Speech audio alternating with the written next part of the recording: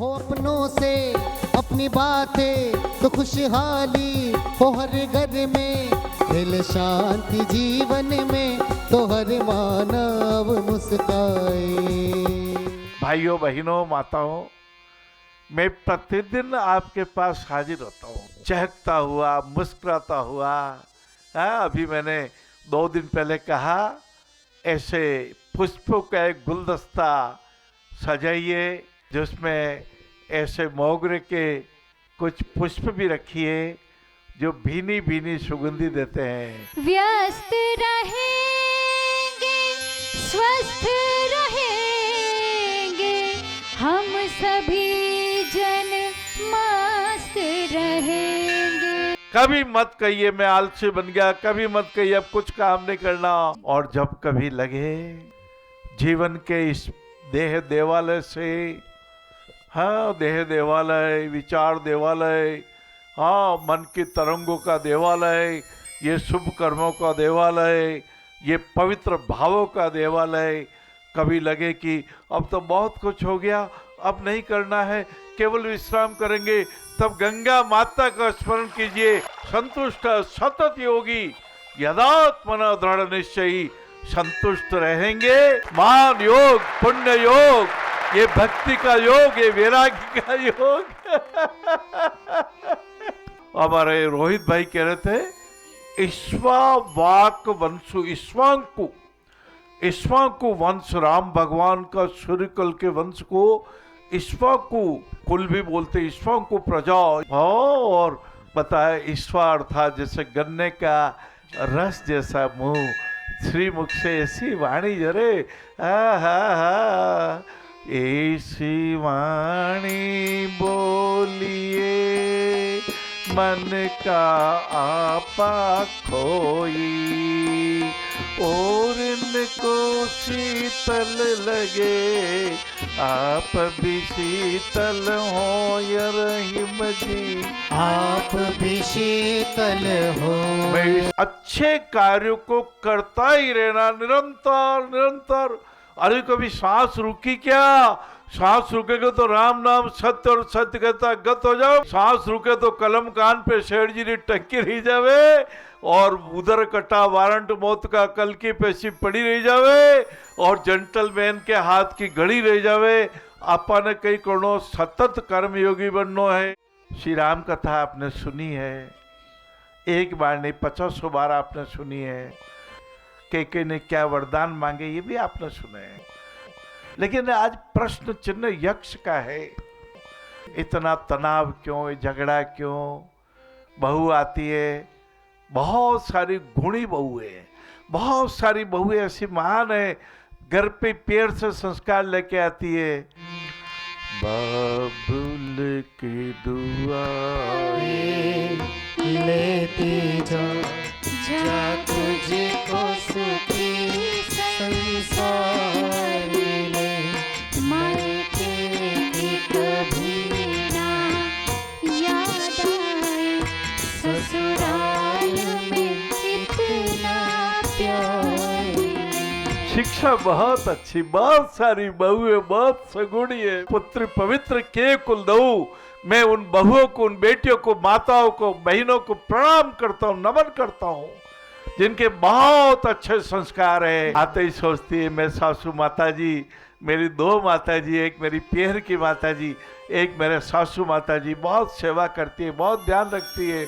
माँ क्या लाऊं कह कर पूछ रही थी, कह कर है माँ माता जी के बहुत ध्यान रखती है। भगवान ने प्रकृति में ऐसी कृपा की है कि ऐसा हल्दी जैसा रसायन, ये पौधा जब हल्दी को बो देते हैं तो इसे 15-20 हल्दियाँ, एक हल्दी नहीं 15-20 हल्दी। ये देखो ये हल्दी, हाँ हल्दी का पाउडर सब्जी में डालते हैं। हल्दी के सूजन हो जाए तो हल्दी दूध में डाल के हल्दी ले लो, दर्द ऐसी छोटी छोटी जड़ें हैं। ये भगवान परमात्मा इतनी कृपा करता है। और हम लोग कुछ विष की बेल बो देते हैं, कुछ बबूल बो देते हैं, कुछ कीकर बो देते हैं, कुछ कांटो भरा पत्ता बो देते हैं, पौधा बो देते हैं।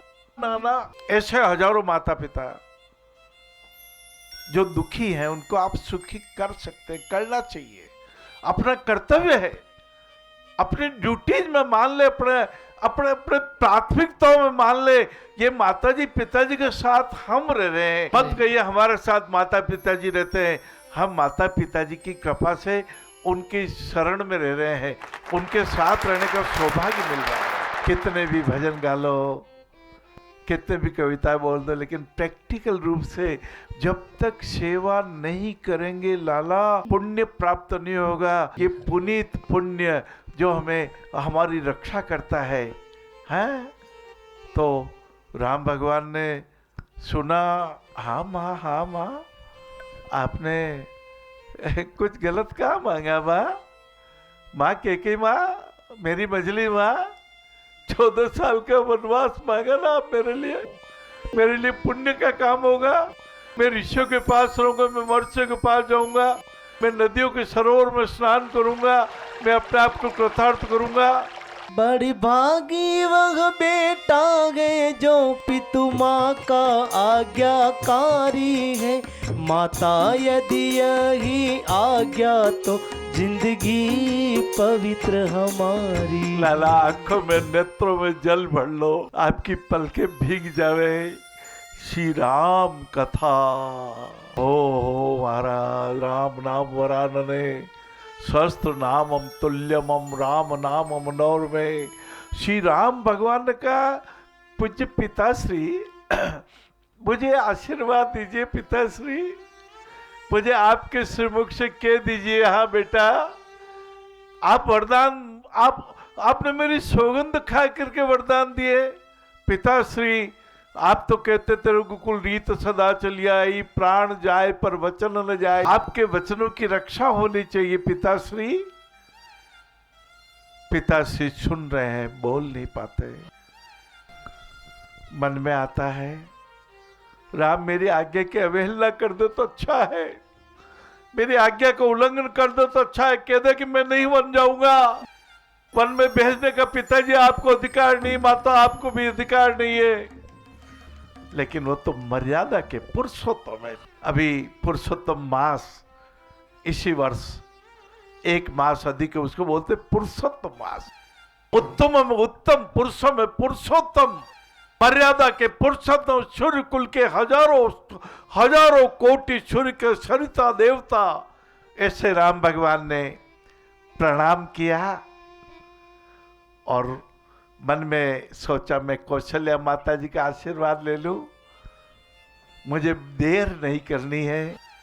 मेरी मझली माँ ने वरदान मांग लिए, पिताजी के वचनों की रक्षा होनी चाहिए। बाबू भाइयों बहनों, कथा और भी कहेंगे। आज मन में बार बार लावे, व्यस्त रहें, मस्त रहें, स्वस्थ रहें। कैसे रहें?